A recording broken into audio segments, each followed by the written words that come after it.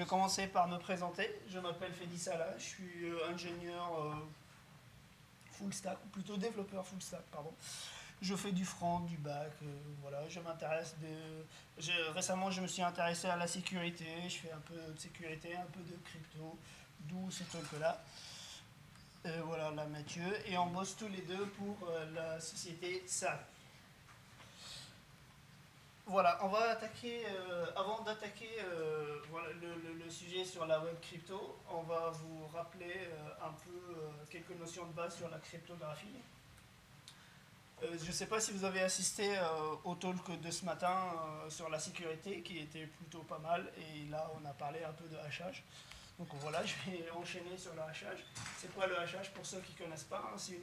C'est des fonctions mathématiques qu'on applique sur un contenu et ça nous génère une suite de chiffres. Par défaut, un hachage, il est irréversible et il est unique. Par contre, voilà, on peut imaginer, comme l'avait dit le gars ce matin, qu'il y avait des rainbow tables ou des trucs comme ça, où on peut vraiment générer un dictionnaire de mots. Et avec les fonctions de hachage qui existent, on peut avoir la suite des chiffres et du coup on peut faire l'opération réversible et on peut à partir d'un résultat de hachage déduire le message originel. Et c'est pour ça qu'on parle de notion de salage. Le salage, il s'agit d'un sel en fait, qu'on ajoute à la fonction de hachage qui permet de créer un peu plus d'entropie, ça permet d'obfusquer un peu plus le contenu du message. Et c'est ça, ça nous permet aussi d'éviter de genre d'attaque, type, comme j'ai dit, rainbow table, analyse fréquentielle, voilà, des trucs comme ça, brute force et tout ça. Voilà le hachage. On parle aussi de chiffrement symétrique, et asymétrique aussi, on va parler de ça tout à l'heure. Chiffrement symétrique, c'est simple, hein. Il s'agit on utilise une clé pour chiffrer et déchiffrer le message, c'est la même clé, voilà, c'est simple. L'avantage de chiffrement symétrique, c'est qu'il est simple. Je pense qu'il ne marche pas. D'accord. Pardon, je ne l'ai pas démarré. Ah là, je m'entends mieux. Je reprends juste. Le chiffrement symétrique, c'est on utilise la même clé pour chiffrer et déchiffrer. L'avantage du chiffrement symétrique, c'est qu'il est simple et il est moins gourmand en ressources et plus performant. Le chiffrement asymétrique, c'est comme son nom l'indique, on génère une paire de clés, une clé publique, une clé privée. On utilise la clé publique pour chiffrer, on utilise la clé privée pour déchiffrer. L'inconvénient de ça, c'est qu'il est un peu plus gourmand en ressources et du coup, il est moins performant. Mais c'est plus robuste, quoi, c'est plus sécure.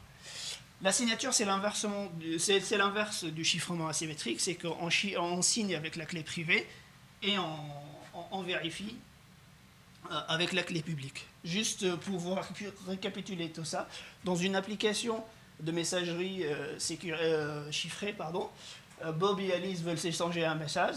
Dans le meilleur cas d'utilisation, dans la meilleure implémentation, c'est quoi? C'est qu'on chiffre le message avec la clé publique d'Alice, on signe avec notre propre clé privée. Alice, elle va utiliser sa propre clé privée pour vérifier la provenance des messages, parce que c'est ça sert à quoi la signature. Elle va utiliser sa propre clé privée pour valider la provenance du message de Bob, et elle va le déchiffrer avec la clé publique de Bob. Au début, les deux ils vont s'échanger leur clé publique. C'est ça sert à ça, les clés publiques, quoi. Et les clés privées, c'est plus d'un côté pour chiffrer, de l'autre pour vérifier la signature. Maintenant, on va vous parler de la Web Crypto API. C'est une recommandation qui a été, c'est une recommandation du W3C qui a été commencée en fin 2012, et qui a été finalisée début 2017. On voit qu'elle va bientôt avoir 3 ans, donc elle est plutôt mature comme implémentation.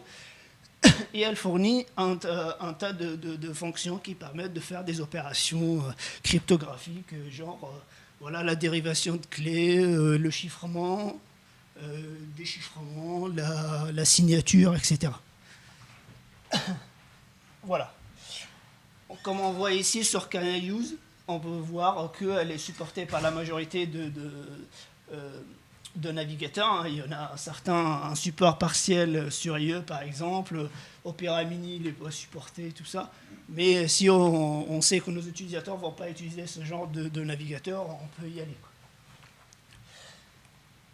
Voilà, elle est disponible sur Windows comme ça. Il y a certains navigateurs avec qui demandent quelques préfixes, mais sinon on peut écrire cette ligne de code et on a l'implémentation de la web crypto.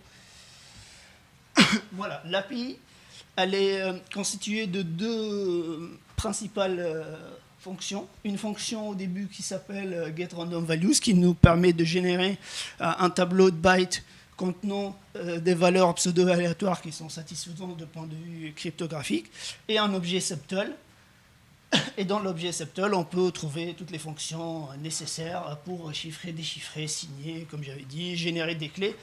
Import et export des clés, c'est quoi? C'est en fait lorsqu'on génère des clés, c'est des clés cryptographiques, c'est pas sérialisé, on ne peut pas les transférer sur le réseau et tout ça. Et du coup, il y a des formats qui existent, tels que par exemple le format JWK, la JSON Web Key, et ça nous permet vraiment de véhiculer la clé qu'on a générée côté client vers le serveur, par exemple. Du coup, il y a l'import et l'export, c'est de l'opération inverse, c'est-à-dire à partir d'un JWK, par exemple, on récupère la clé et on l'utilise. Et on voit aussi que toutes ces méthodes-là, on voit des promesses, hein, parce que c'est quand même des opérations intenses côté client qu'on peut faire, et du coup, on ne peut pas s'amuser à bloquer lui pour attendre la fin du traitement, du chiffrement, du déchiffrement. Voilà. Une petite anecdote sur la Web Crypto API. Pourquoi Subtle? Parce que les gens qui ont écrit ça, ils estiment que c'est un peu subtil, tous ces algorithmes-là et toutes ces fonctions-là de cryptographie. Donc voilà, d'où le choix du nom Subtle. Algorithme peut être supporté. Pourquoi peut-être? Parce qu'au début, les navigateurs ils choisissaient ou pas, en fonction de leurs contraintes, d'implémenter ou pas un algorithme. Mais après, comme j'avais dit tout à l'heure, c'est assez mature, donc ça commence à avoir bientôt 3 ans, et du coup, quasiment tous ces algorithmes-là sont supportés. Après, n'hésitez pas à aller sur la doc et voir si, pour votre cas, votre algorithme, est-ce qu'il est supporté ou pas. Voilà, comme j'avais dit, on peut faire de la réévaluation de clés, du hachage, key wrapping, signature, vérification, tout ça. En quoi c'est utile? C'est utile pour faire des applications type Zero Knowledge Architecture, où c'est des applications où on fait quasiment rien côté serveur, on peut tout faire côté client, sans avoir besoin de faire quoi que ce soit de chiffrement ou autre côté serveur. On peut aussi l'utiliser pour signer des documents, chiffrer des documents. On peut imaginer par exemple l'acceptation des conditions générales, par exemple, se fait par la signature du document par l'utilisateur qui va être vérifié côté serveur.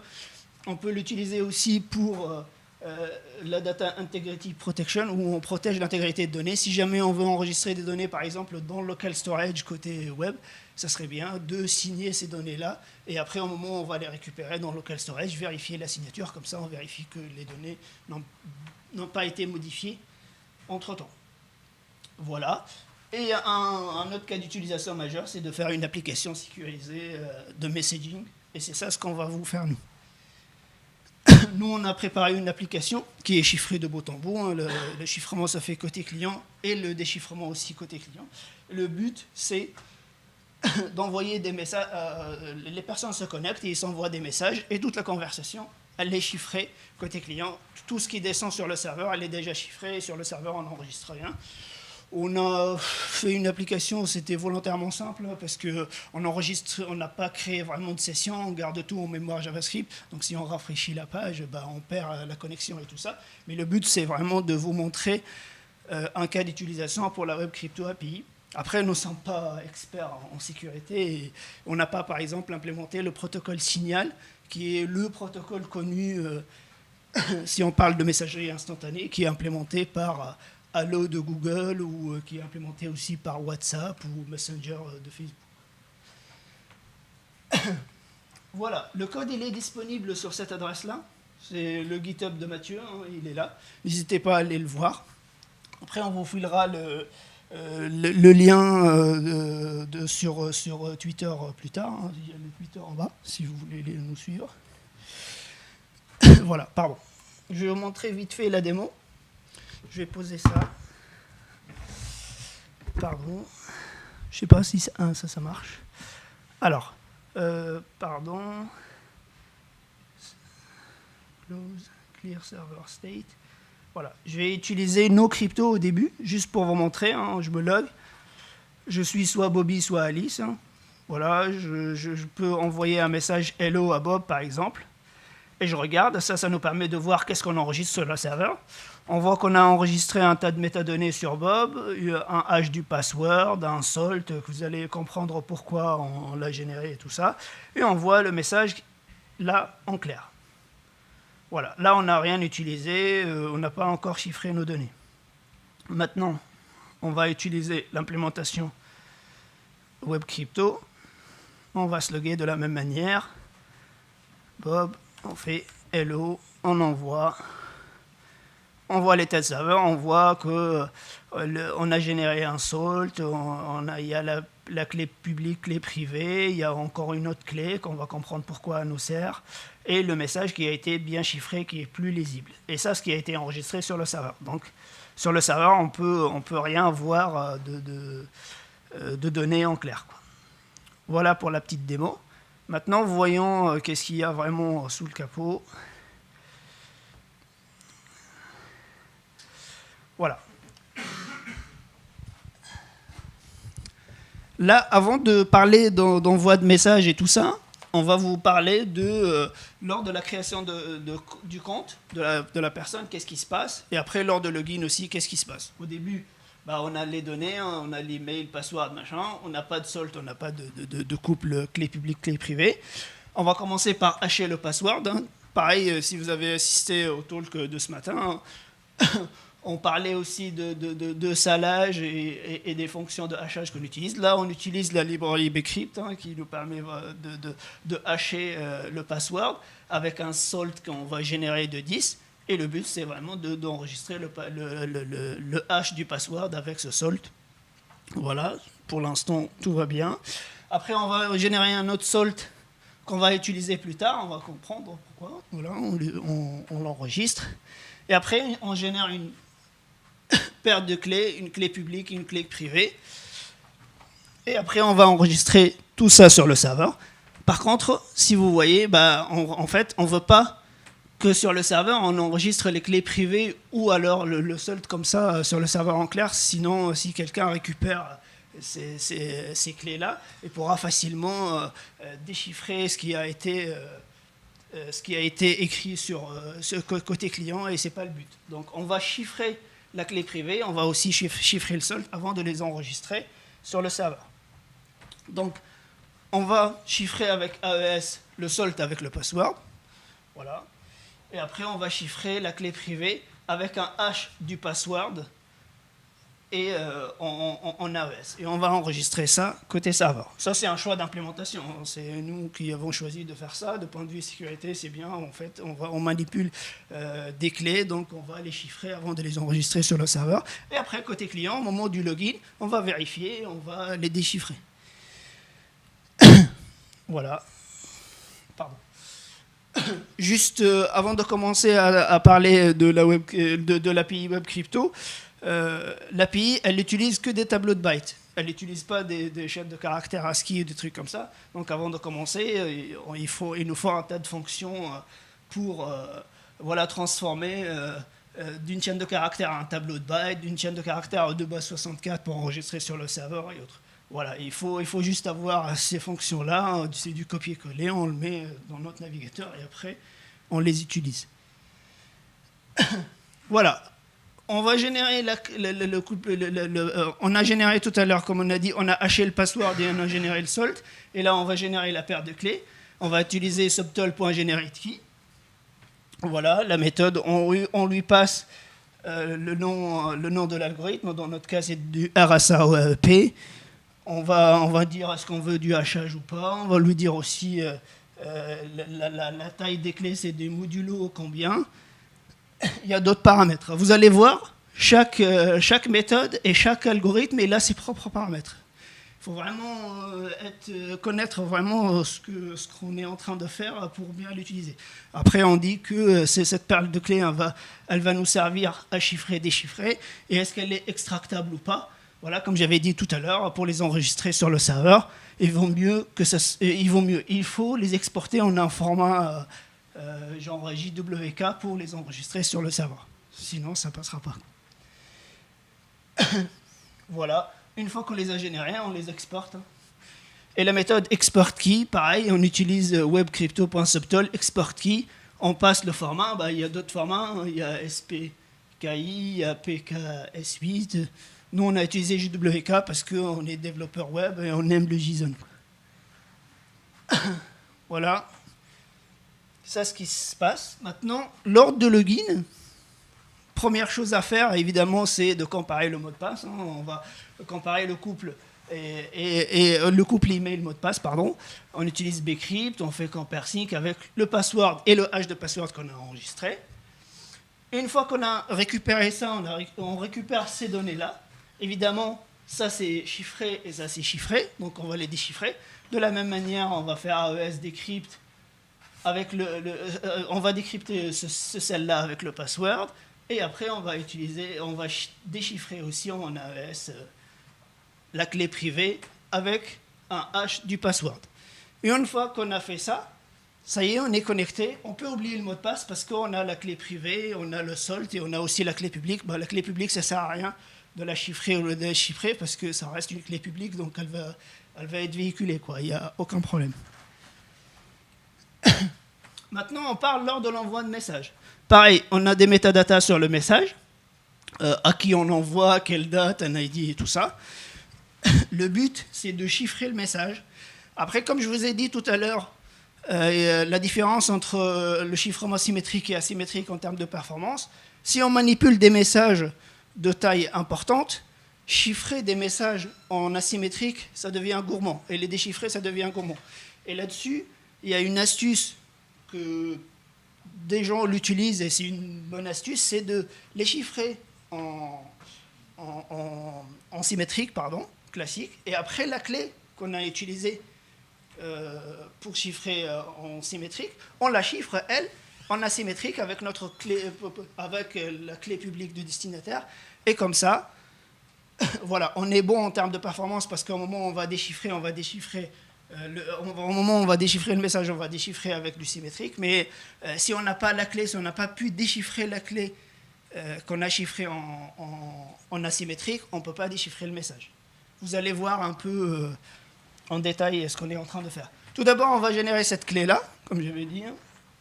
Du coup, on utilise getRandomValues qui nous permet de générer un tableau de bytes. Voilà, cette clé-là. Cette clé-là, on l'utilise pour chiffrer le message en AES, en symétrique. Voilà. Et après, on chiffre cette clé-là. Cette clé-là, on la chiffre en RSA. Dans notre cas, c'est de RSA au AEP. Et on utilise la clé publique d'Alice. Comme j'avais dit tout à l'heure, pour chiffrer, on utilise la clé publique du destinataire. Et le destinataire, il va utiliser sa propre clé privée pour déchiffrer. Et on enregistre ça sur le serveur. Voilà.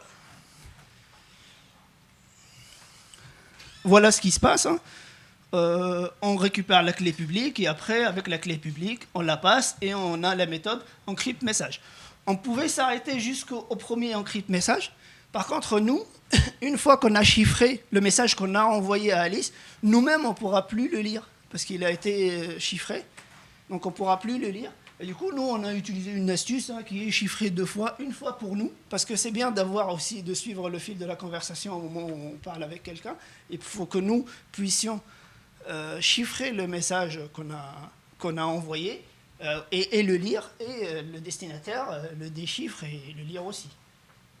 Et voilà, c'est pour ça, en fait, on l'a chiffré 2 fois. Une fois avec la clé publique du destinataire et une fois comme ça, sans clé publique. C'est pour nous. Pour chiffrer le message, on a utilisé AES. On a utilisé AES-CTR, c'est un algorithme AES à base de compteur.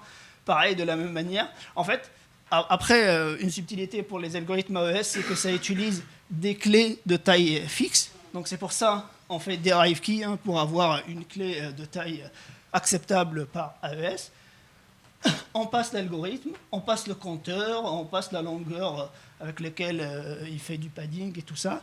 Voilà, une fois qu'on a fait ça, ça y est, notre message il est chiffré en AES. Maintenant, on va chiffrer la clé qu'on a utilisée pour chiffrer le message en AES, on va la chiffrer en RSA. À ce moment-là, on va importer la clé publique d'Alice de PJWK. on lui passe du RSA EAEP, on dit c'est la clé, et une fois qu'on l'a chiffré, on l'enregistre sur le serveur. Juste une implémentation de import key, hein, comme tout à l'heure le export key ou autre, c'est la même, hein, c'est import key, on passe GWK, on passe l'algorithme qu'on a utilisé, le hash, et on dit si c'est pour le chiffrement, le déchiffrement. Dans notre cas, c'est une clé publique, donc ça sera pour chiffrer. Et on peut aussi, une fois qu'on a importé la clé, on peut dire aussi qu'elle est extractable ou pas pour pouvoir la réutiliser. Mais nous, on s'en fout un peu parce qu'on génère une clé à chaque fois. Parce que voilà, ça c'est pour transformer du GWK vers la clé originelle. Voilà. Une fois qu'on a chiffré ça, on enregistre tout sur le serveur. Et au moment où le message arrive vers Alice, Alice elle va avoir ça comme données, et ça c'est le message chiffré. Donc première chose à faire, c'est de déchiffrer la clé en RSA, et après qu'on a récupéré la clé, déchiffrer le message en AES. Voilà, on chiffre le message en RSA, voilà, avec la clé privée, avec notre propre clé privée. Et après, une fois qu'on a récupéré la clé, on la déchiffre, on déchiffre notre message avec cette clé-là en AES. Voilà, de la même manière, c'est juste l'opération inverse. Pour déchiffrer en RSA, on doit importer notre propre clé privée. De la même manière, on passe RSA, EAEP, tout ça, la clé. Une fois qu'on a récupéré les données, on les enregistre, on les transforme en bytes. Voilà. Après, une fois qu'on a récupéré la master key, qu'on a déchiffrée, on la dérive de la même manière et on déchiffre en AES de la même manière en passant les mêmes paramètres qu'on a passés pour chiffrer. Voilà pour notre application. En fait, ça a été vraiment prévu pour que ça soit un lab et qu'on code tout ça ensemble. Mais voilà, nous on a fait ça en Tools in Action parce que en fait on voulait le faire à Devoxx France et du coup ils nous ont dit c'est plutôt un Tools in Action, c'est pour ça il y a du code. Mais vraiment allez voir sur GitHub et le code il est disponible et ça marche bien. Après c'est comme vous l'avez vu, c'est que c'est un peu subtil comme son nom l'indique d'ailleurs et même chaque algorithme a ses propres paramètres et tout ça, il faut vraiment être du coin pour comprendre et manipuler ces algorithmes-là. Il y a un gars ici qui a écrit pas mal d'exemples sur pas mal d'algorithmes et du chiffrement asymétrique, signature, tout ça, qui est là et qui nous a vachement aidé aussi, son code, pas lui, mais il nous a vachement aidé sur notre application. Et sinon, une fois qu'on a prouvé maintenant que ça marche, et on a vu que l'application, les messages sont bien chiffrés, déchiffrés, on a pu tout faire avec, est-ce qu'on se lance ou pas ? La réponse, oui et non, parce que oui, ça marche, hein, voilà, et c'est mature, et c'est supporté par les navigateurs et tout ça. Par contre, non, c'est un peu casse-gueule, l'API, il faut vraiment être bon en crypto pour pouvoir faire ce genre de truc. Donc, nous, une préconisation qu'on peut vous faire, c'est d'utiliser des librairies. Hein. Il y a un gars qui a listé un tas de librairies ici, qui utilisent ou pas la Web Crypto API. Par contre, pour trouver des librairies qui sont assez maintenues et tout ça, c'est un peu chaud parce que voilà, nous, on a trouvé ces librairies-là qui sont un peu maintenues, mais il y en a plein d'autres qui ont arrêté les maintenances depuis, je sais pas, 2017, 2016, et des trucs comme ça. Nous, on a repéré, par exemple, JS Encrypt et OpenPGP. JS Encrypt, c'est une librairie purement JavaScript. Ça n'utilise pas du tout la Web Crypto API. Par contre, elle est simple à utiliser. Voilà, pour faire des opérations simples, c'est bien d'utiliser JS Encrypt. Par contre, voilà, ça c'est pas optimisé comme la Web Crypto API parce que ça s'exécute sur le moteur JS. C'est même pas supporté par les navigateurs pour que ça s'exécute sur la machine haute. C'est vraiment le moteur JS qui fait le boulot. Sinon, il y a OpenPGP qui est assez cool comme implémentation et qui vous fournit une implémentation de Web Crypto API si vous ne l'avez pas dans votre navigateur. Et sinon, si vous l'avez, ça fallback sur l'implémentation du navigateur sur lequel ça s'exécute. C'est vraiment pas mal. Après, l'intérêt de OpenPGP, c'est que ça utilise le format OpenPGP. si vous le connaissez. Il y a pas mal de libs qui utilisent ce format-là. Et si vous générez des clés côté client avec format OpenPGP, vous avez une lib Linux sur votre machine qui utilise le même format. Ça marche. Ça marche parce que c'est plus ou moins un standard, quoi. Voilà. Et une petite astuce aussi, si vous avez vu, on fait ça dans des workers. Parce que c'est bien, en fait, on ne va pas friser, comme je vous ai dit tout à l'heure, les opérations de chiffrement et déchiffrement, c'est des opérations intenses. Et on ne va pas friser notre UI et attendre que les opérations se fassent. Même si tout est à base de promesses, on peut aussi aller plus loin et faire ça dans un worker. Et une fois que les messages sont chiffrés et déchiffrés, les contenus, pardon, sont chiffrés et déchiffrés, on peut envoyer des messages. Je ne sais pas si vous utilisez déjà des web workers, mais ça fonctionne comme ça avec des messages. Voilà, pour nous, on a une petite démo. D'ailleurs, même pour notre démo, là, en fait, on a fait une implémentation JS Encrypt, une implémentation en OpenPGP et une implémentation avec la Web Crypto API. On peut voir vite fait la OpenPGP. Je m'en connais. Ça a pris un peu plus de temps parce que ça n'utilise pas vraiment le truc bas niveau du navigateur. C'est une lib, c'est une surcouche, c'est pour ça que ça prend un peu plus de temps. Par contre, vous allez voir ici que le format, c'est carrément... pardon, j'ai envoyé un message vide. Bon.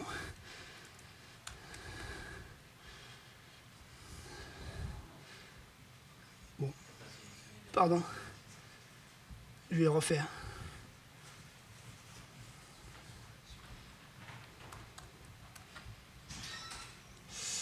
Et là, voilà, vous voyez des trucs. Je ne sais pas si vous avez déjà vu ce genre de trucs, mais voilà.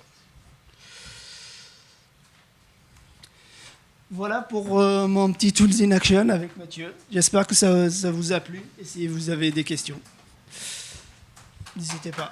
Merci. Oui ? Pourquoi est-ce que vous envoyez la clé privée sur le serveur ? Pour l'enregistrer. Ah, c'est juste pour la montrer dans les jeux. Oui, bah on l'enregistre. Après, Alice, les CLs Connect sur l'autre onglet, on va récupérer sa clé privée. Non, parce que la clé privée pourrait rester dans le navigateur. Ah, mais si tu changes de PC. Ah oui. Mais c'est ton état, en fait, que tu enregistres. Voilà. D'autres ?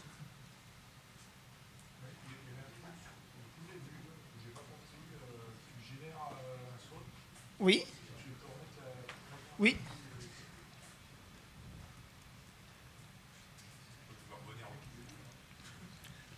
C'est pas grave. Hein. Je suis là pour ça. Ouais, celui-là. Ça c'est le hash du password. On l'enregistre. Après, on génère un salt qu'on va utiliser ici. Voilà, on utilise ce salt-là qu'on a généré pour chiffrer la clé privée et avec en fait, on refait un hash du password avec le salt qu'on a généré pour pouvoir chiffrer la clé privée. Voilà, qu'on utilise ici. Lequel, là Ça, c'est pour enregistrer le password en soi. Ça, c'est parce que lorsque l'utilisateur se connecte, on va vérifier que c'est bien lui. Donc, on va vérifier le couple email et son hash password. Le hash du password qu'on a enregistré sur le serveur pour dire que c'est les mêmes passwords, bah, on utilise, c'est ici que ça... Oui, en fait, c'est Bcrypt qui marche comme ça. En fait, Bcrypt, il peut générer des soldes comme ça et après les vérifier. Et voilà. Je ne sais pas si vous avez assisté à la conf de ce matin. En fait, le gars, il a généré 4 hashes différents du password qui sont avec Bcrypt et avec des soldes différents, évidemment. Et après, il vérifie les 4. Voilà. Ouais, après, lui, j'ai l'impression qu'il est bon en sécurité et du coup, il a fait 4.